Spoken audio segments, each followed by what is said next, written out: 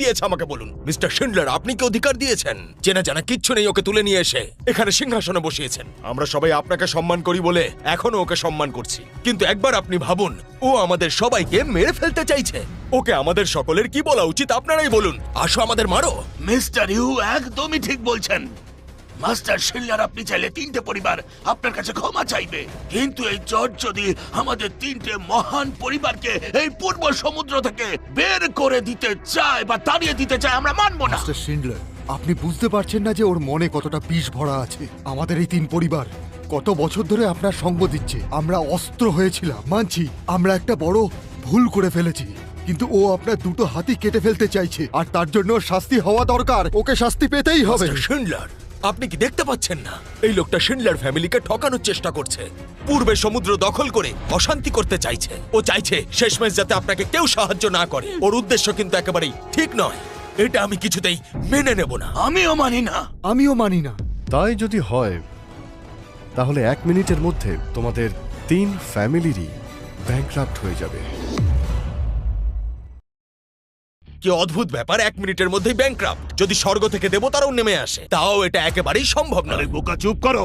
যদি জর্জ তোমাদের তিনটে পরিবারকে নিঃস্ব করতে চান তাহলে নিমেষে উনি করে দিতে পারেন। তখন কি করবে তোমরা? যদি তোমরা সবাই মাস্টার জর্জের কথা শুনে চলতে তবে তোমরা বেঁচে যেতে, কিন্তু এখন আমার মনে হচ্ছে তোমাদের তিনটে পরিবারের খারাপ দিন আসতে চলেছে। মিস্টার শিন্ডলার, কথা শুনুন। আমি জানি আপনি ওকে সাপোর্ট করছেন, কিন্তু এরকম আজে বাজে কথা বলবেন না, যেটার উপর বিশ্বাস করা যায় না। যুগ যুগ ধরে আমাদের তিনটে পরিবার সর্বশ্রেষ্ঠ সম্মান পেয়েছে। এখন মুখে বলে নিমেষেই এই পরিবারগুলোকে ধ্বংস করা যায়? আরে ভাই, এসব কথা এখানে বলে আর কি হবে? কিন্তু সত্যি বলতে গেলে লোকটা ভালো ইয়ার্কি মারতে পারে। এ কি? হায় হায় হায়, সব সর্বনাশ হয়ে গেছে, সব শেষ হয়ে গেল। আরে এসব তুমি কি বলছো? আর আমার ফ্যামিলিও। এসব কি হয়ে গেল? আমার প্রিয় ফিয়ন্সে, এই তিনটে মহান পরিবারকে বের করা এতই কঠিন? এরা এই এলাকার সব থেকে বড় লোক পরিবার নয় তো? ক্যাপিটালের জং মাস্টার ফ্যামিলি। জর্জ আমার বাগদত্তা, ইম্পেরিয়াল ক্যাপিটালের জো পরিবারের হবু জামাই। তোমায় এক্ষুনি গোড়া থেকে উপড়ে ফেলবে। এক্সট্রিম ক্যাপিটালের ঝং পরিবার খুবই শক্তিশালী। ওদের একটা পদক্ষেপ গোটা দেশকে নাড়িয়ে দিতে পারে, বাচ্চাদের খেলার মতো। ওরাই তো দেশ চালায়। শোনা যায় যে স্পাইরাল ক্যাপিটালের জং ফ্যামিলির ওপর দেবতাদের আশীর্বাদ আছে, আর কুংলুং পর্বত গোপনে ওনাদের সঙ্গ দেন। এমনকি ড্রাগন কিংও তাদের সাথে একমত। এটা অসম্ভব। কি করে হতে পারে এটা? এত বড় একটা পরিবারের সঙ্গে ওর পরিচয় কি করে থাকতে পারে? এটা হতেই পারে না। তাই নাকি?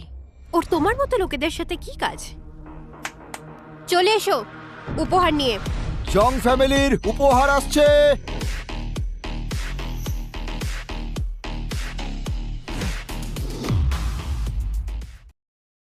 স্পাইরাল ক্যাপিটালের পক্ষ থেকে মাস্টার জর্জের জন্য কিছু উপহার: একটা পর্শে গাড়ি, টমসন রিভেরাতে একটা লাক্সারি বাড়ি এবং সুনতেন গ্রুপের সাথে একটি কন্ট্রাক্ট।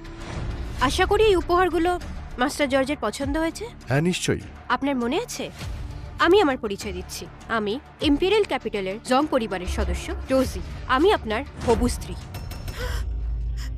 জং ফ্যামিলির লোকেরা শান্তেন গ্রুপের উপার্জন আমাদের তিন পরিবারের থেকে অনেক বেশি, এবং তারা উপযুক্ত অর্থ সবার মধ্যে মিলিয়ে দিতে পারে। আর ইম্পেরিয়াল ক্যাপিটালের জং পরিবার খুবই শক্তিশালী। আমি মানছি আমার ভুল হয়েছে।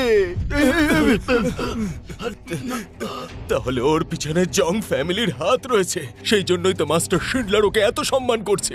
কিছু মনে করো না তোমরা, আমাদের খেলা এখানেই শেষ। আর কিচ্ছু করার নেই। ক্ষমা করে দাও আমাকে। কি করবো এবার জানি না। মাস্টার জর্জ, ক্ষমা করে দিন।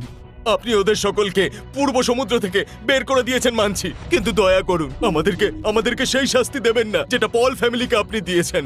আমাদের আগামী প্রজন্মকে ব্যবসা করার জন্য প্লিজ স্বাধীনতা দিন। আপনার পায়ে পড়ছি, দয়া করে আমাদেরকে ক্ষমা করুন। ক্ষমা করে দিন।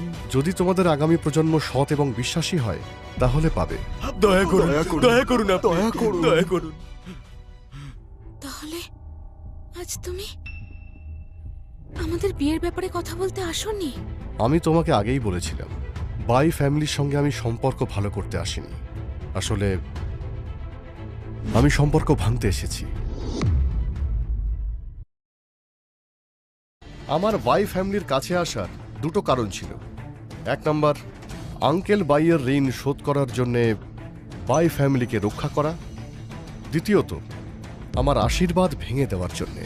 তাহলে এগুলো তুমি আগে কেন বললে না? এ কথা আমি অনেকবার বোঝানোর চেষ্টা করেছিলাম, কিন্তু তুমি শোনোনি।